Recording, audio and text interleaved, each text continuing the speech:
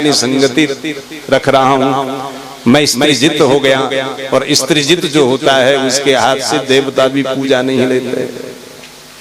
ध्यान देना, हमारे शास्त्र कहते हैं यदि किसी ब्राह्मण पर सूतक पातक लगता है तो 10 दिन में शुद्ध हो जाता है। यदि किसी क्षत्रिय के ऊपर सूतक पातक लगता है तो 12 दिन में शुद्ध हो जाता है। किसी वैश्य के ऊपर सूतक पातक लगता है तो 15 दिन में शुद्ध हो जाता है। और यदि किसी शूद्र के ऊपर सूतक पातक लगता है तो 1 मास में शुद्ध होता है। परंतु जो स्त्रीजित होता है वो कभी शुद्ध नहीं होता है। और यदि शुद्ध होता है तो मरण के बाद कर्व्याद नाम की अग्नि जब उसको जलाती है। अब बता, सोच लो, यू हमेशा अपवित्र रहता है, उस पर सूतक लगा हुआ है। बस अब ऐसे सूतक के हाथ देवता कैसे भोजन लेंगे भाई, पितृ कैसे तृप्त होंगे। इसलिए मातृशक्तियों, पति का सबसे बड़ा अपमान यही है कि उसके सिर पर जो बैठ जाए।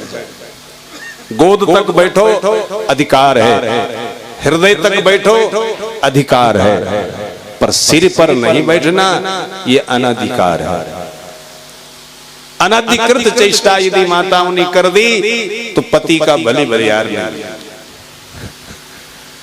इसलिए ध्यान देना, मातृशक्तियों, पति को जीतो नहीं बल्कि पति से परास्त हो जाओ। जो नारी घर पर पति से परास्त है उसी घर में आनंद है। हाँ, ये भी ध्यान। और जो बार बार पति के साथ टकराहट में है, अच्छा ये परास्त हो जाए तो उस घर में कभी भी देवता नहीं बसते हैं, वहां पितृ नहीं आते हैं, वहां आशीर्वाद की बरखा नहीं होती है, वहां विवाद होता है, कलह होता है। इसलिए मातृशक्तियों नाराज मत होना हुआ। इसलिए मन तन से वाणी से पति की सेवा हो जाए, यही सबसे बड़ा व्रत है। रामायण भी तो कहती है, एक ही धर्म एक व्रत नेमा, एक ही धर्म एक व्रत नेमा, एक ही धर्म एक व्रत नेमा, एक ही धर्म एक व्रत नेमा, काय वचन मन पति पद प्रेमा, काय वचन मन पति पद प्रेमा, काय वचन मन पति पद प्रेमा।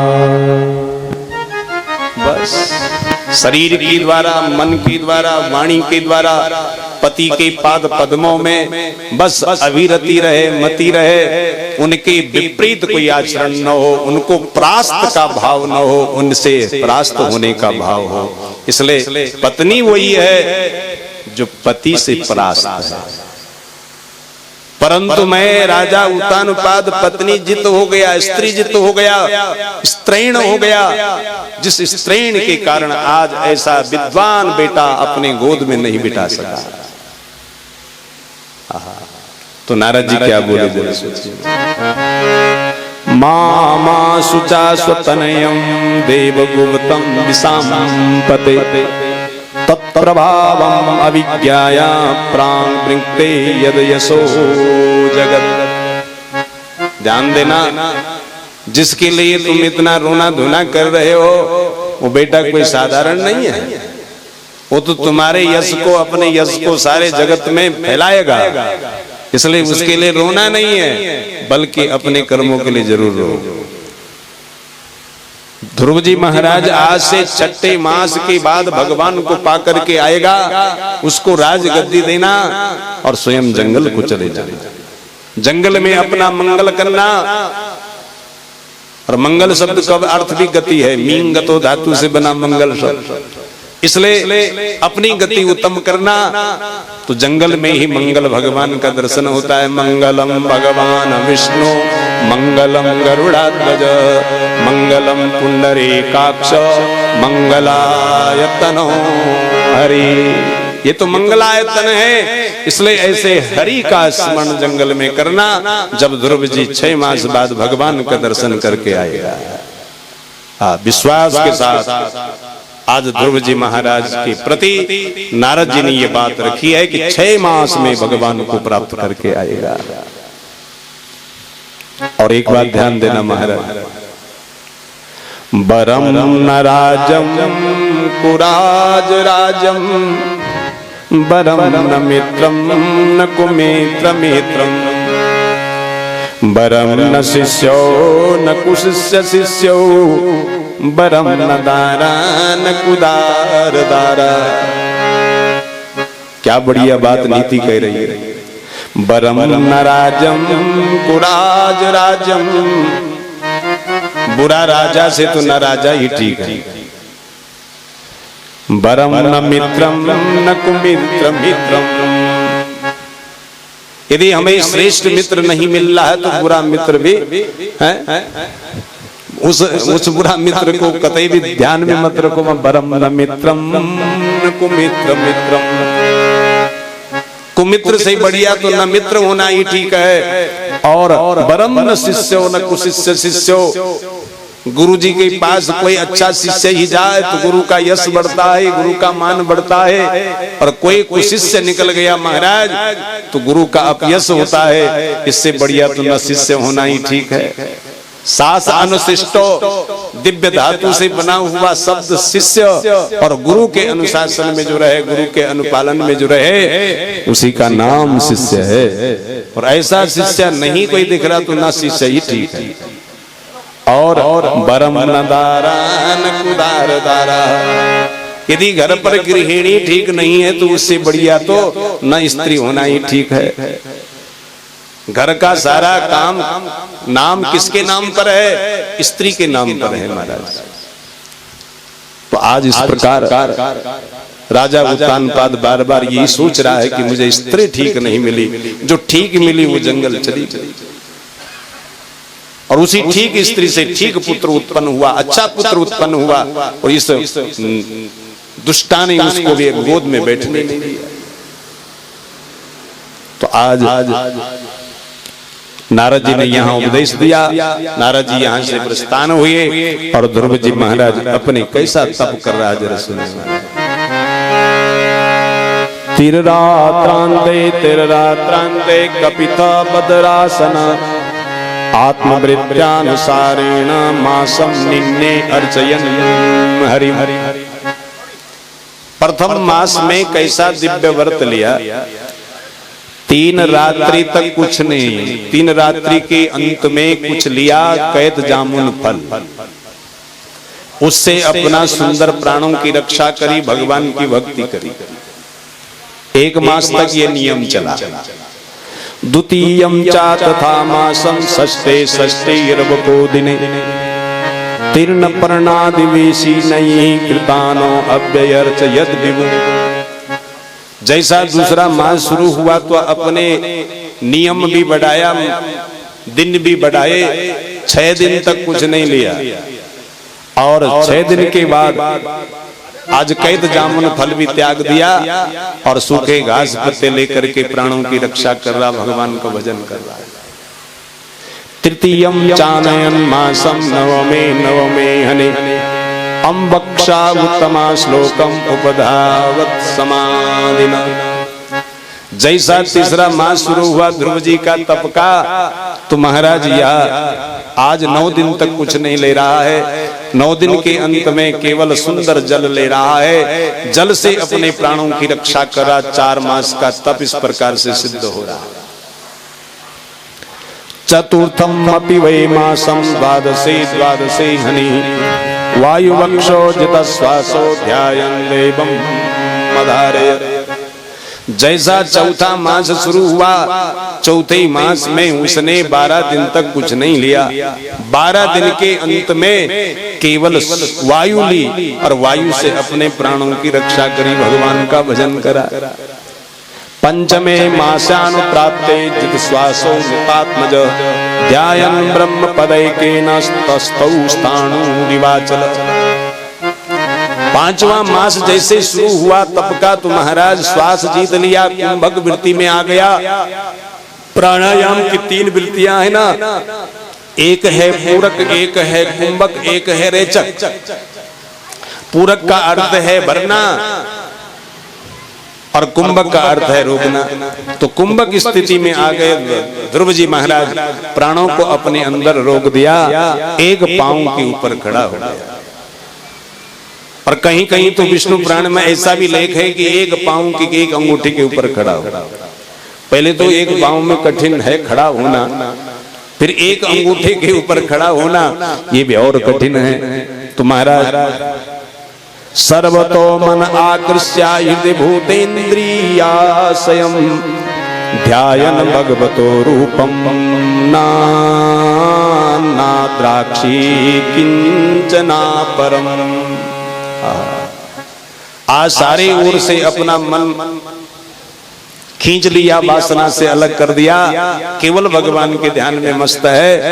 और ऐसा ध्यान जब छठा मास 5वें मास में लगा तो महाराज वहां क्या हुआ जरा सुने। यदेक पादेन सपार्थ वार्वक तस्तो तदंगुष्ठ निपीडितामये ननाम तद्राज विवेन्द्र दृष्टित तरीब सबे तरता पदे पदे। आज धरा डोल रही है ध्रुव जी के तप से। कई लोग यहाँ पर कहते हैं कि धरा कांप रही है। अरे धरा कब कांपती है? जब कोई पाप बढ़ता है। धरा कब डोलती है? जब कोई पुण्यात्मा उसके ऊपर तप करता है। तो यहाँ पर धरा डोल रही है। ध्रुव जी महाराज के श्वास प्रतिश्वास अंदर रुका हुआ है, वायु की गति सारी अवरुद्ध है और समस्त देवताओं को घुटन हो रही है। सारे देवता अपने संकट को मिटाने की इच्छा से संकटहारी भगवान के पाद पद्मों में पधार गए और क्या कहने लगे। दैवमभिधाम भगवान प्राणरोदम चराचरस्याखिल सत्पधाम्ना विधेय तन्नो बृजनात् विमोक्षम प्राप्ता वयं त्वां शरणं शरण्यं। हे शरणागत वत्सल भगवान, हम नहीं जानते हैं कि प्राण को किसने रोक दिया। आप चर अचर की आत्मा हो, आप सबसे जानते हो, सबसे आपका संबंध है। आप जानते हैं कि प्राण को रोकने वाला कौन है। विधेय तन्नो बृजनात् विमोक्षम प्राप्ता वयं त्वां शरणं शरण्यं। हे प्रभु, आप इस ब्रजनाथ से संकट से हमारी रक्षा करो। आपके हम शरण में आए हैं, आप शरणागत वत्सल हैं। शरण आगतानां भक्तानां वत्सं दोषं लाति गृह्णाति भक्त वत्सला। शरणागत वत्सला, इसलिए ध्यान देना महाराज, भगवान की शरण में आ गए कोई भक्त तो भगवान उसके वत्सं दोषं लाति गृह्णाति, उसके दोष को सब ग्रहण कर देते हैं, अपने भक्त को निर्दोष बना देते हैं। इसलिए भगवान कहने लगे मां भैष्टबालम तपसो दुरतया निवर्तयिषे प्रतियास्वदाम यतो हि वा प्राण निरोधयासि औतान पादी मयि संगतात्मा। मां भैष्टबालम तपसो दुरत्यया। देवताओं डरो मत, एक बच्चा बहुत कठिन तप कर रहा है। निवर्तयिषे प्रतियास्वदाम यतो हि वा प्राण निरोध आसीत्, उसी ने ही यह प्राण रोके हुए हैं। और अवतान पादी मयि संगतात्मा, मेरी आत्मा है और उतान पाद का पुत्र बना हुआ है, इसलिए उसका नाम ये क्या हो गया, अवतान उपाधि। उतान पादस्य है उतानुपादस्य अपत्यम पुमान औतानुपादी। उतानुपाद की पुत्र पुरुष संतान है और वो आज वह तप कर रहा है, उसे ने ये श्वास रोकी हुई है। हम जा रहे हैं उनको अपना दर्शन देंगे, श्वास वहां से मुक्त होंगी, वायु सारी निकल करके सारे चारों ओर बहेंगी, सबको आनंद मिलेगा। देवताओं डरो मत, ऐसा देवताओं को आश्वस्त करा। ध्रुव जी के पास भगवान जी पधारे, बोले बाल कृष्ण भगवान की जय। तो आज हमारे जगुड़ी औषधि के देव मातु सहित पधारी है, बोले बाल कृष्ण भगवान की जय। साहब ये भी बड़े सर्वत्र पूछते रहते हैं, महाराज सब तबियत ठीक है, औषधि भेजनी है क्या? तो महाराज आज भी यहाँ पर औषधि के देव पधारे हैं, बहुत बहुत साधुवाद आपको, सुभाशीष। बोले बाल कृष्ण भगवान की जय। ध्रुव जी महाराज के समक्ष भगवान खड़ा हुआ, देखा ध्रुव तो आंखें बंद करे हैं, अंतस्थ जो मंत्र मूर्ति भगवान नारद जी ने दी उसका ध्यान में है। भगवान चतुर्भुज खड़े हैं, परंतु ऐसे चतुर्भुज को देखे कौन? तो भगवान ने अंतर की मूर्ति हटा ली। उसी समय ध्रुव जी की आंखें खुली और भगवान को देखे, दंडवत प्रणाम करा और फिर भगवान ने उसको अपनी छाती से छाती लगा करके उसको उठाया। और उसके बाद ध्रुव जी सोच रहे हैं कि भगवान तो स्तुत्य पुरुष है, प्रशंसनीय है, श्लाघनीय है, इसलिए ऐसे स्तुत्य पुरुष की स्तुति कैसे करूं, कुछ समझ में नहीं आ रहा है। तो भगवान उसके भाव को पढ़ गए और शंख स्पर्श करके उसके गले में, और जैसे शंख का प्रसन्न हुआ उसी समय ध्रुव जी के श्रीमुख से मानो स्वयं भगवान ही बोल रहा हो। क्या स्तुति आई, 12 श्लोक है महाराज। और बसंत तिल का छंद में गेय है, आए इस छंद को 2-4 श्लोकों के साथ जोड़ देते हैं।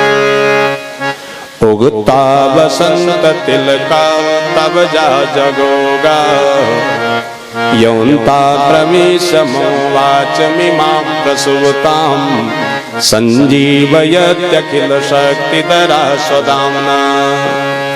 अन्याच हस्तचरण श्रवणात्वगादीन् प्राणा नमो भगवते पुरुषाय तुभ्यम्।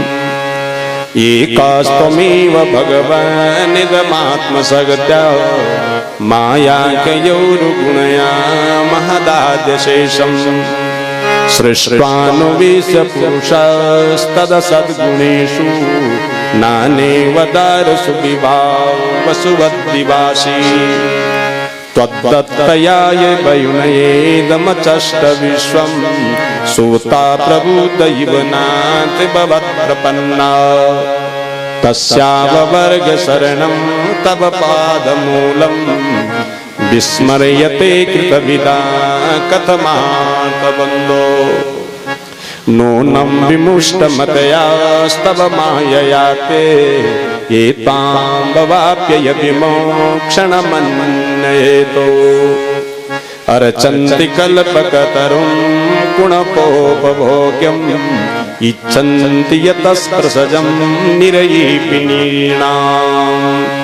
या निर्वृतितनुमृतां तव पादपद्मा, ध्यानां भवज्जनकथा श्रवणेन वाचा।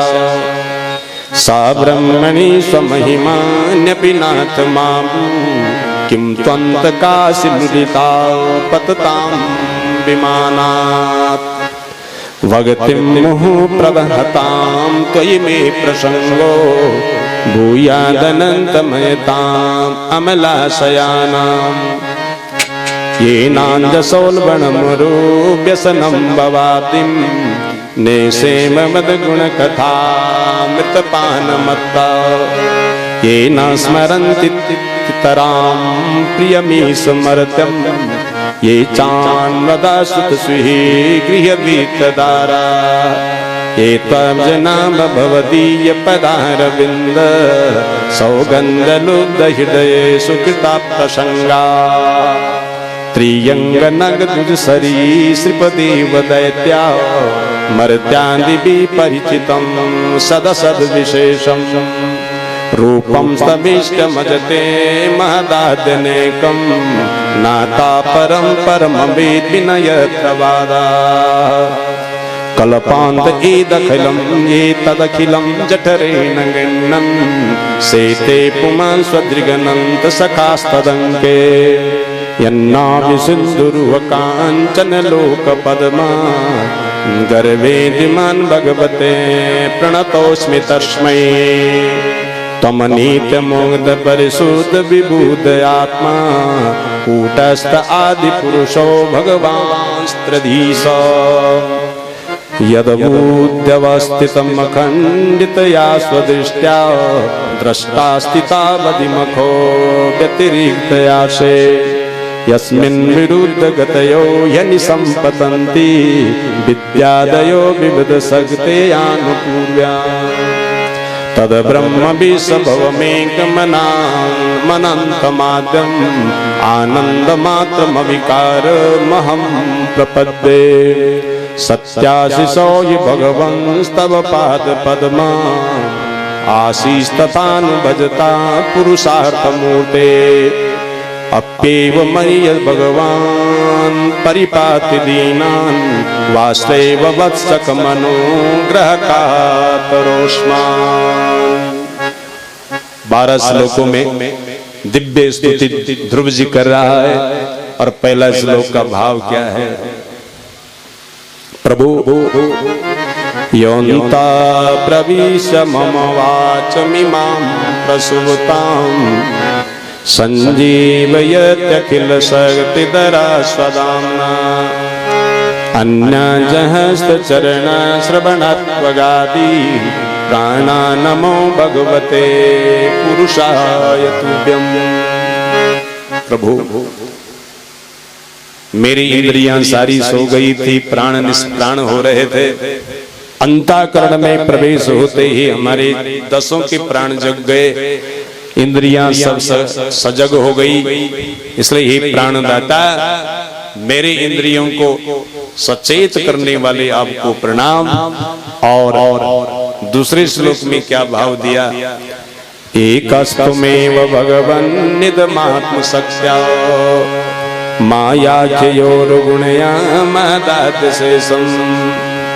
आप एक हैं, फिर भी माया के गुण से अनेक लगते हैं। जैसे अग्नि का रंग एक है, भिन्न भिन्न लकड़ी होने से अग्नि भी भिन्न भिन्न हो जाती है।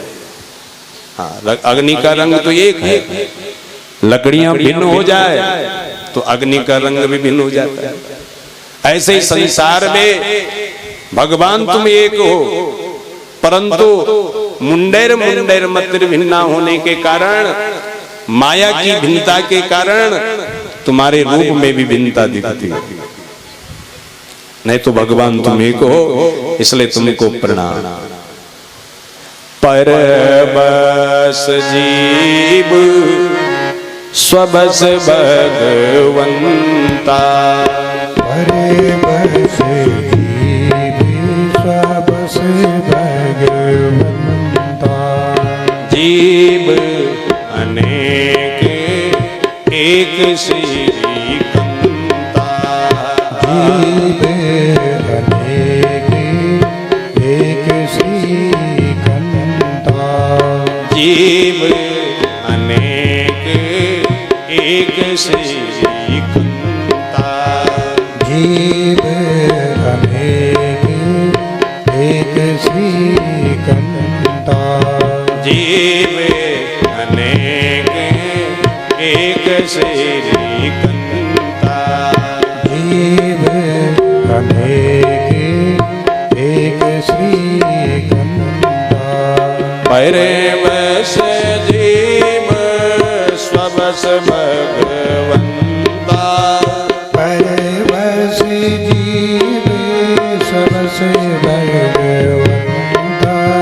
परबस जीव स्वबस भगवंता। परबस जीव स्वबस। अपने बस में भगवान है और जीव अनेक है, श्रीकांत लक्ष्मी कांत तो एक है। इसलिए ध्यान देना, भगवान एक है, अनेक क्यों हो गए? माया के गुणों से हो गए। और माइक कौन है? आप हम सब। मुंडेर मुंडेर मतिर भिन्ना, मुंड में मति भिन्न होने के कारण भगवान के रूप भी भिन्न हो गए। कोई नरसिंह पूज रहा तो भगवान तो एक है। इसलिए भगवान की एकता में आज ध्रुव जी महाराज की नति प्रणति हुई। वर्ष रहा हो, उसी वर्ष से मैं अपने आप को सिंचित करूं, उसी वर्ष अमृत वर्षा को पान करूं, जिससे मैं प्रमत्त हो जाऊं, उन्मत्त हो जाऊं। और एक बात ध्यान देना महाराज, अन्य जितने भी सांसारिक रस है, उनसे यदि प्रमत्त उन्मत्त हो गए तो महाराज उसमें भली भलियार नहीं है, मंगल समझ लो कि कल्याण हो गया। ये मांग रखी ध्रुव जी महाराज को, कहा जाओ 36,000 वर्ष तक राजभोग करोगे। भगवान अंतर ध्यान, ध्रुव जी अपने घर को प्रस्थान, सबको मिलते हैं। कथा लंबी चौड़ी है, ये तो महाराज 2 दिन की कथा है कम से कम।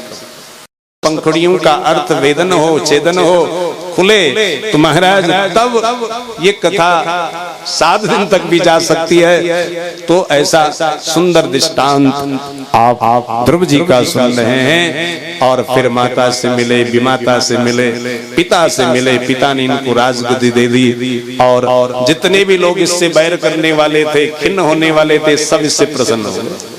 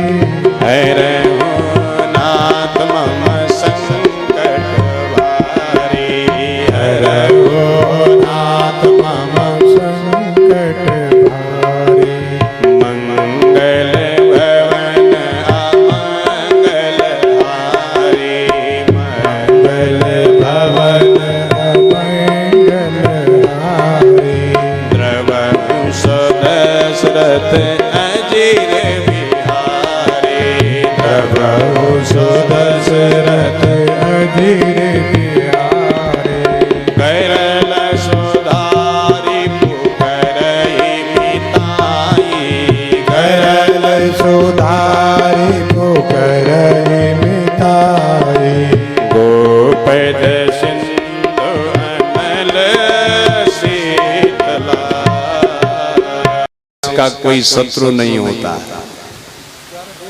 जो शत्रु था वो मित्र बन गया। गाय का कुर के बराबर सागर हो जाता है, अग्नि शीतल हो जाती है। इसलिए भगवत कृपा का पात्र जो हो गया, संसार की राजगद्दी पर इनको बिठा लिया और उत्तानपाद जी महाराज जंगल को प्रस्थान हुआ। मंगलमय भगवान की पाद पद्मों में अवतारने के लिए पुराण, इन पुराणों से बढ़कर दूसरा कोई गुरु नहीं हो सकता। ये भगवान के वांग में विलास है, ये भगवान की वाणी है। और इस वाणी का जो विलास हो रहा है आपके साथ साथ 13 उन यक्षों को में से 3 घायल भी हो गए। लेकिन कुबेर जी महाराज समझ गए यदि इनको छुट्टी मिल गई और इनको रोकने वाला कोई नहीं हो गया तो मेरा वंश, मेरा परिवार, मेरे बेटों का आज सफाया होगा। इसलिए ध्रुव जी महाराज को रोकने की इच्छा से ध्रुव जी के दादा के पाद पद्मों में आज यह जो कुबेर जी महाराज है अपने वंश की रक्षा के लिए गिड़गिड़ाया। और दादा कौन है ध्रुव जी के? कथा तक बिरत चले। कौन है दादा ध्रुव जी के? स्वयं मनु। स्वयं मनु महाराज के हुए हैं उत्तानपाद, उत्तानपाद के हुए ध्रुव, तो दादाजी स्वयं मनु हुए ना कि ना? इसलिए स्वयं मनु महाराज आते हैं, ध्रुव जी को रोकते हैं, समझाते हैं अरे जिन हाथों से भगवान की सेवा करी उन्हीं हाथों से भगवान के लोगों को मार रहे हैं। ईशावास्यमिदं सर्वं यत्किंच जगत्याम जगत तेन त्यक्तेन भुंजीता मा गृध्र कस्य स्वीधनम। ऐसा वेद का अध्ययन, उपनिषद का अध्ययन तुमने करा है नारद जी के श्रीमुख से। नारद जी जैसे गुरु को कलंकित करने आ गया। सर्वत्र ईश्वर का दर्शन करना आपका धर्म है, तो जिनको तुमने बाण चलाए, जिनको तुम मारने जा रहे, क्या उनके अंदर भगवान नहीं है? कहा कि इन्होंने हमारे भाई को मारा है।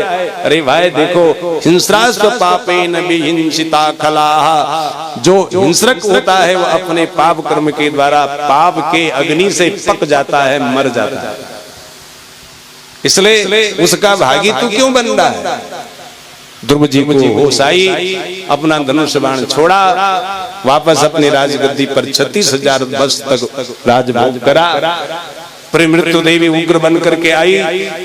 उसी समय ध्रुव जी महाराज ने कहा, ओ उग्र रूपा, क्यों उग्र बन करके आ रही हो? तो कहा तुमने जो बाण चलाया है, 3 घायल जो तुम्हारी बाण से यक्ष हुए हैं, उससे मेरा उग्र रूप हुआ है। ये पाप करा है, पाप से मैं उग्र होती हूँ। अच्छा, और कोई कर्म देखो, कोई और कोई कर्म बिगड़ गया हो? देखा तो कोई नहीं, वहां पर सिर झुक गया और उसी समय उसी के सिर पर पांव रखते हुए ध्रुव जी महाराज वैकुंठ निकल गए। बोले ध्रुव जी महाराज की। ध्यान देना महाराज, मरना सबको है, लेकिन मृत्यु कोई मृत्यु की ग्रास की त्रास को लेकर के मर रहा है और कोई उसके ऊपर सिर रख करके जा रहा है, सिर के ऊपर पांव रख करके वैकुंठ जा रहा है। तो इसलिए मरना सबको है, पर मरने अलग अलग प्रकार का है। इसलिए ध्यान देना महाराज, आपकी भी मृत्यु सुधर जाए, हमारी भी मृत्यु सुधर जाए, इसी के लिए तो भागवत गरज रही है, इसी के लिए तो भागवत बरस रही है। और राजा परीक्षित अपनी मृत्यु के लिए सुधारने के लिए, मृत्यु सुधारने के लिए भागवत सुन रहा है। बस मृत्यु बिगड़नी नहीं चाहिए, बस ऐसा प्रयास हम सबका होना चाहिए। और कैसे कहा है, भगवान से प्रार्थना करो सभी, इतना तो करना स्वामी जब प्राण तन से निकले। कब सुधरेगी मृत्यु? स्वामी जब प्राण तन से निकले। इतना तो करना स्वामी जब प्राण तन से निकले। इतना तो करना स्वामी जब प्राण तन से निकले। गोविंद नाम लेकर फिर प्राण तन से निकले। गोविंद नाम लेकर फिर प्राण तन से निकले। गोविंद नाम लेकर फिर प्राण तन से निकले। गोविंद नाम लेकर फिर प्राण तन से निकले।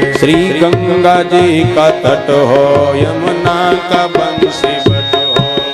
बार बार मत छेड़ो महाराज। यमुना का बंसी बट हो। श्री गंगा जी का तट हो, यमुना का बंसी बट हो। श्री गंगा जी का तट हो, यमुना का बंसी बट हो। मेरे सांवरा निकट हो, जब प्राण तन से निकले। मेरा सांवरा निकट हो, जब प्राण तन से निकले। श्री वृंदावन का स्थल हो, मेरे मुख में तुलसी दल हो। श्री वृंदावन का स्थल हो, मेरे मुख में तुलसी दल हो। विष्णु चरण जल हो, जब प्राण तन से निकले। विष्णु चरण का जल हो, जब प्राण तन से निकले। सन्मुख सांवरा खड़ा हो, मुरली का स्वर भरा हो। खड़ा हो, मुरली का स्वर भरा हो। तेरी चरण धरा हो, जब प्राण तन से निकले। तेरे चरण धरा हो, जब प्राण तन से निकले। इतना तो करना स्वामी, जब प्राण तन से निकले। इतना तो करना स्वामी, जब प्राण तन से निकले। गोविंद नाम लेकर फिर प्राण तन से निकले। गोविंद नाम लेकर फिर प्राण तन से निकले। सन्मुख सांवरा खड़ा हो, मुरली का स्वर भरा हो। सांवरा खड़ा हो, मुरली का स्वर भरा हो। तेरी चरण धरा हो, जब प्राण तन से निकले। तेरे चरण धरा हो, जब प्राण तन से निकले। सिर सोहना मुकुट हो, मुखड़े पे काली लट हो। क्या छवि है भगवान की। मुखड़े पे काली लट हो। यही ध्यान मेरे घट हो, जब प्राण तन से निकले। यही ज्ञान मेरे घट हो, फिर प्राण तन से निकले। यही ध्यान मेरे घट हो, जब प्राण तन से निकले। ये ज्ञान मेरे घट हो, जब प्राण तन से निकले। केसर तिलक हो आला, मुख चंद्र सा उजाला। केसर तिलक हो आला, मुख चंद्र से उजाला। केसर तिलक हो आला, मुख चंद्र सा उजाला। केसर तिलक हो आला, मुख चंद्र सा उजाला। डालूं गले में माला, जब प्राण तन से निकले। डालो गले में माला, जब प्राण तन से निकले। डालूं गले में माला, जब प्राण तन से निकले। डालो गले में माला, जब प्राण तन से निकले। काना जड़ाओं वाली, लटकी लटे हो काली। कानो जड़े हो काली, लटकी लटे हो काली। देखो छटा निराली, जब प्राण तन से निकले। देखो छटा निराली, जब प्राण तन से निकले। देखो छटा निराली, जब प्राण तन से निकले। देखो छटा निराली, जब प्राण तन से निकले। पीतांबरी कसी हो, होठों पे कुछ हंसी हो।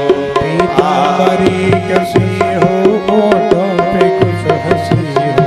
पीतांबरी कसी हो, होठों में कुछ हंसी हो।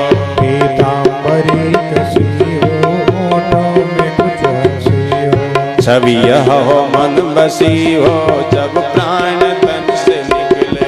छवि यह मन बसी हो, जब प्राण तन से निकले। बजरंग का चनी हो, पट पीत से तनी हो।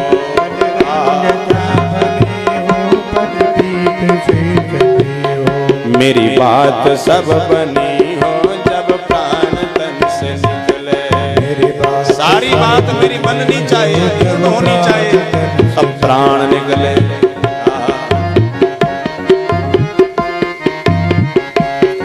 मेरी बात सब बने हो, जब प्राण तन से निकले। मेरी बात सब बनी हो जब प्राण तन से निकले। भगतो तृष्णा मिटाऊं तुलसी का पत्र पाऊं। कभी दो तृष्णा मिटाऊं तुलसी का पत्र पाऊं। सिर चरण रज लगाऊं जब प्राण तन से निकले। सिर चरण रज लगाऊं जब प्राण तन से निकले। इतना तो करना स्वामी जब प्राण तन से निकले। इतना तो करना स्वामी जब प्राण तन से निकले। इतना तो करना स्वामी जब प्राण तन से निकले। इतना तो करना स्वामी जब प्राण तन से निकले। आना अवश्य आना राधा को साथ लाना। अकेला मत आना मेरे प्रभु, राधा को भी साथ ले आना। अवश्य आना राधा को साथ लाना।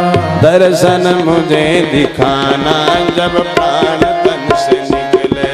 दर्शन मुझे दिखाना जब प्राण तन से निकले। दर्शन मुझे दिखाना जब प्राण तन से निकले। दर्शन मुझे दिखाना जब प्राण तन से निकले। आना अवश्य आना राधे को साथ लाना। आना अवश्य आना राधा को साथ लाना। दर्शन मुझे दिखाना जब प्राण तन से निकले। दर्शन मुझे दिखाना जब प्राण तन से निकले। जब कंठ प्राण आवे कोई रोग ना सतावे। जब कंठ प्राण कामना है भगवान से रोग ना सतावे। जब कंठ प्राण आवे कोई रोग ना सतावे। जब कंठ प्राण आवे कोई रोग ना सतावे। यम दर्शना दिखावे जब प्राण तन से निकले। यम दर्शना दिखावे जब प्राण तन से निकले। मेरा प्राण निकले मुख से तेरे नाम निकले मुख से। मेरे प्राण निकले मुख से तेरे नाम निकले मुख से। बच जाऊं घोर दुख से जब प्राण तन से निकले। बच जाऊं घोर दुख से जब प्राण तन से निकले। उस भगत जल्दी आना नहीं श्याम भूल जाना। उस भगत जल्दी आना नहीं श्याम भूल जाना। उस भगत जल्दी आना नहीं श्याम भूल जाना। उस भगत जल्दी आना नहीं श्याम भूल जाना। मुरली की धुन सुनाना जब प्राण तन से निकले। हे प्रभु जब प्राण तन से निकले। मुरली की धुन सुनाना जब प्राण तन से निकले। मुरली की धुन सुनाना जब प्राण तन से निकले। सुधी होवे नाही तन की तैयारी हो गमन की। तन की तैयारी हो गमन की। लकड़ी हो ब्रज बन की जब प्राण तन से निकले। लकड़ी ब्रज बन के होनी चाहिए। प्राण तन से निकले। लकड़ी हो ब्रज बन की जब प्राण तन से निकले। लकड़ी हो ब्रज बन की जब प्राण तन से निकले। यह ने किसी अरज है मानो तो क्या हरज है। हे प्रभु मेरी ये नेक ईमानदारी की अर्ज है, इसको मानने में आपको कोई हर्ज नहीं होना चाहिए। कुछ आपका करज है जब प्राण तन से निकले। कुछ आपका फर्ज है जब प्राण तन से निकले। कुछ आपका करज है प्राण तन से निकले। कुछ आपका फर्ज है जब प्राण तन से निकले। इतना तो करना स्वामी जब प्राण तन से निकले। बोले बाल कृष्ण भगवान की। भगवान के पाद पद्मों में आप सबने हमने यह अर्ज लगाई, नेक अर्ज है, ईमानदारी की प्रार्थना है, इसमें कोई कपट नहीं है, कोई छल नहीं, कोई छद्म नहीं है। और जहाँ कपट छल छद्म नहीं होता, भगवान को वही भाव भाता है। तो भगवान जरूर इस अर्ज को हम सब के लिए सुनेंगे। बोले बाल कृष्ण भगवान की। ध्रुव जी महाराज को परम धाम प्राप्त हुआ और इधर जो है ध्रुव जी का जो दृष्टांत है कथा 3 भागों में कही जाती है। एक है सिद्धांत, एक है दृष्टांत और एक है दृष्टांत। दृष्टांत आपने सुन लिया, सिद्धांत भी सुन लिया। दृष्टांत इस कथा का क्या है? उत्तान उपाद, ऊपर है पांव जिसके नीचे सिर होगा।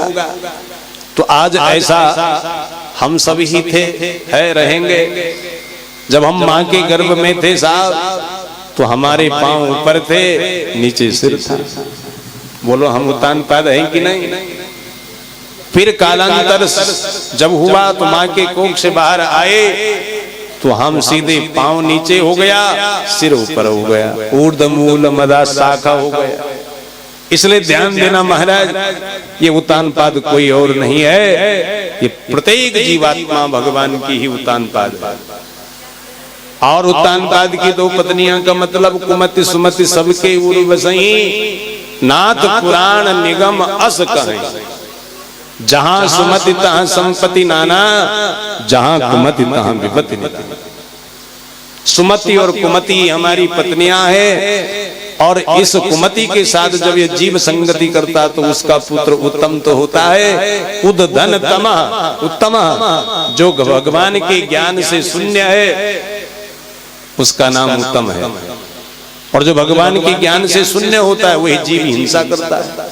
और जो भगवान का ज्ञान रख रहा है वो तो सबके अंदर भगवान को देख रहा है। और जब सबके अंदर भगवान देख रहा है तो मार कैसे सकता है? इसलिए ध्यान देना महाराज, जो भगवान के ज्ञान के अज्ञान में जी रहा है, अज्ञानांधकार में जी रहा है, वही उत्तम है और उसका फल उत्तम। जय प्रभु। वृद्ध ऋषियों का दर्शन हो रहा है। बहुत बहुत साधुवाद। बोले बाल कृष्ण भगवान की न। ठीक ठीक ठीक। जय हो। जय जय बाल कृष्ण भगवान की। इसलिए शुभ बुद्धि के साथ जब जीव संगति करता है उसका फल ध्रुव होता है। ध्रुव यानी अखंड, कभी नष्ट नहीं होता है। और अखंड केवल भगवान का पद है, भगवान का धाम है, भगवान का काम है, भगवान का नाम है। इसलिए उसमें वो जुड़ जाता है, ऐसी संतति उसकी हो जाती है। तो साहब इस प्रकार से ध्रुव जी महाराज का उपाख्यान का दृष्टांत इस प्रकार है। फिर ध्रुव जी का आगे वंश चला था। ध्रुव जी का पुत्र हुआ वत्सर। 2 पत्नियां हैं ध्रुव जी की। तो वो सारी गहराई में हम नहीं जा रहे हैं, थोड़ा भगवान ध्रुव जी का वंश बता देते हैं। ध्रुव जी का पुत्र हुआ है वत्सर, और वत्सर का पुत्र हुआ पुष्पार्ण, पुष्पार्ण का पुत्र हुआ विष्ट, विष्ट का पुत्र हुआ सर्वतेजा, और सर्वतेजा का पुत्र हुआ चक्षु, चक्षु का हुआ पुरु, पुरु का हुआ उल्मक, उल्मक का हुआ अंग, अंग की पत्नी सुनीता थी। इसी के कोख से हुआ एक बेटा, नाम है वेन। और वेन जो है बहुत उदंडी राजा हुआ। वेन का छोटे उम्र से ही इसका जो उदंड जब अंग ने देखा तो रात्रि में इन सबको छोड़ करके भगवान के लिए जंगल चला गया। ध्यान देना महाराज, कुपुत्र घर में आ गया तो अपना अपयश ही होगा और कुछ नहीं होगा। अपयश के भय से भगवान की संगति में जुड़ गया। कौन अंग, वहां उनका मंगल हो गया। लेकिन वेन जैसे बड़ा हुआ राजगद्दी पर, इसको ऋषियों ने अभिषिक्त करा। जैसे ये राजगद्दी पर बैठता है तभी एक घोषणा, भेरी घोषणा करता है। क्या करता है जरा सुनिए हमारा। नयष्टव्यम न दातव्यम न होतव्यम दुजाः क्वचित् इति निवारय धर्मं भेरी घोषेण सर्वसा। बेनस्यावेक्षमुनयो दुर्वृत्तस्य विचेष्टितं विमृश्यालोकव्यसनं कृपयोचस्मा सत्रिणः न यष्टव्यं न दातव्यं। देरी घोषणा होने लगे, कोई दान नहीं करेगा, यज्ञ नहीं करेगा, कोई हवन नहीं करेगा, देव पूजा नहीं करेगा। सब यदि ऐसा कोई कर रहे हैं तो रोको उनको, नहीं रोक पा रहे हैं तो मारो उनको। जब ऋषियों के कानों में ये भनक पहुंची, ऋषि ने कहा ये राजा नहीं बैठा है, ये तो बहुत शत्रु बैठ गए। अब क्या होगा? राज्य की रक्षा के लिए राजा अच्छा होना चाहिए, देश की रक्षा के लिए राजा अच्छा होना चाहिए। ऋषि आए, समझा रहे भाई, क्या बोले जरा सुनो। यस्य राष्ट्रे पुरे चैवा भगवान यज्ञ पुरुषा इज्जते स्वयं धर्मेण जने वर्णाश्रमान्वितै। जिस राष्ट्र में राजा अपने वर्ण व्यवस्था, आश्रम व्यवस्था की रक्षा करता है, यज्ञ पुरुष उस राष्ट्र पर प्रसन्न रहता है। ध्यान देना महाराज, आज देखो तो वर्ण व्यवस्था भी ध्वस्त हो गई, आश्रम भी सारे ध्वस्त हो गए। पांव को सिर बना रहे, सिर को पांव बना रहे, पता नहीं क्या क्या उल्टा। और हम कह रहे हैं ये उल्टा क्यों हो रहा है? जब हम सब उल्टे चल रहे हैं, उल्टे पांव चल रहे हैं, तो महाराज उल्टा नहीं होगा तो क्या हो?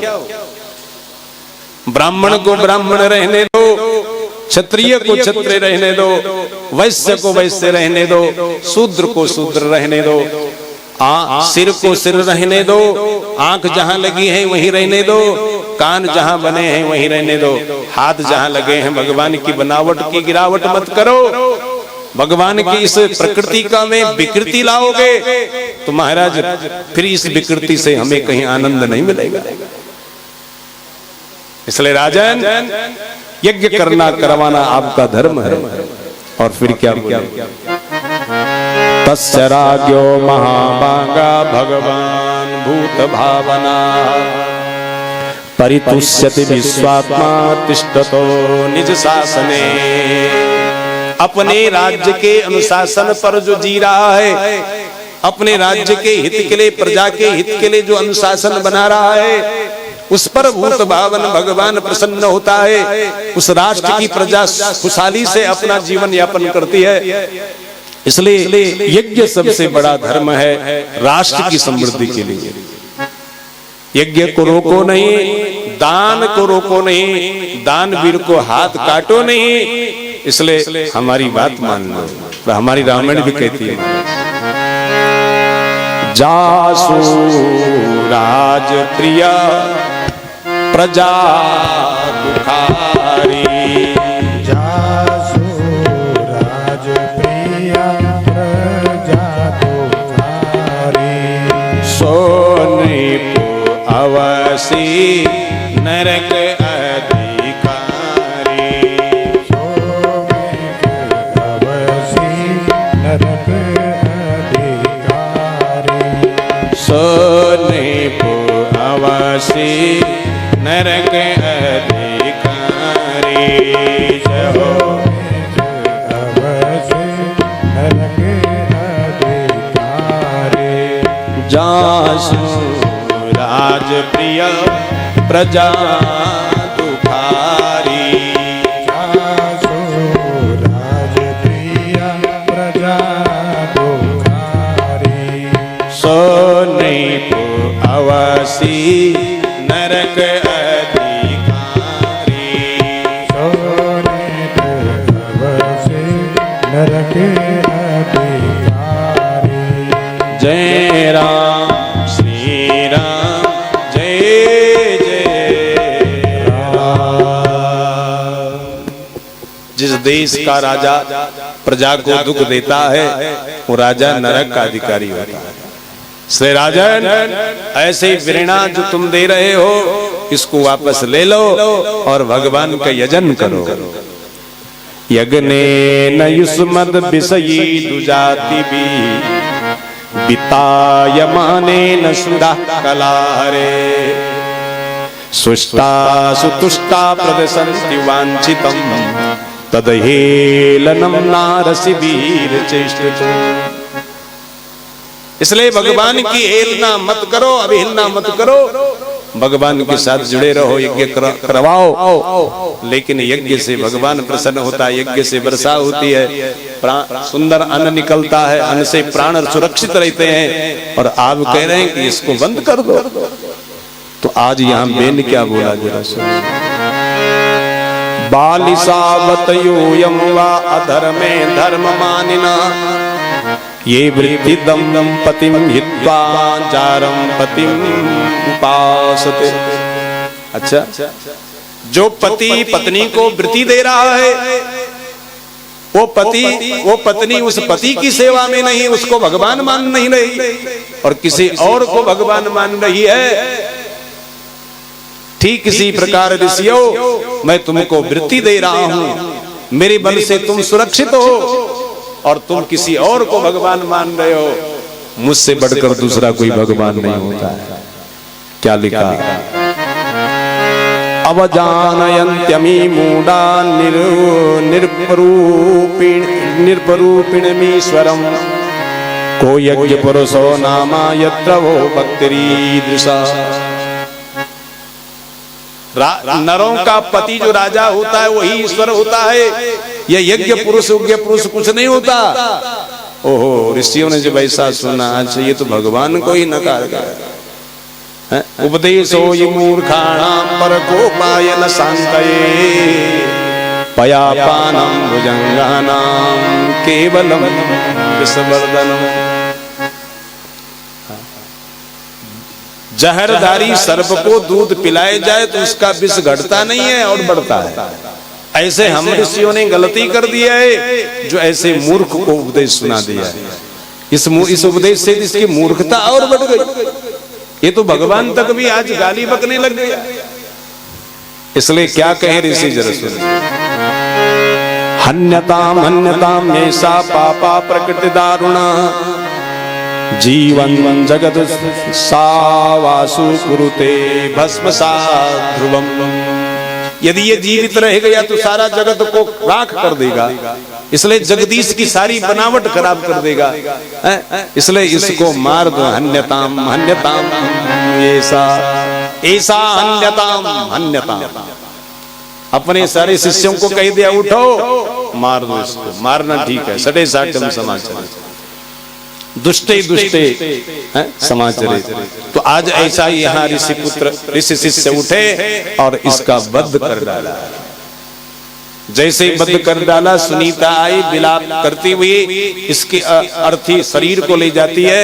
अर्थी में इस अर्थी यात्रा के लिए इसको रोक दिया और तेल के कुएं में रख दिया। जब तक ये शरीर इस धरा में रहा तब तक उत्पाती रहा।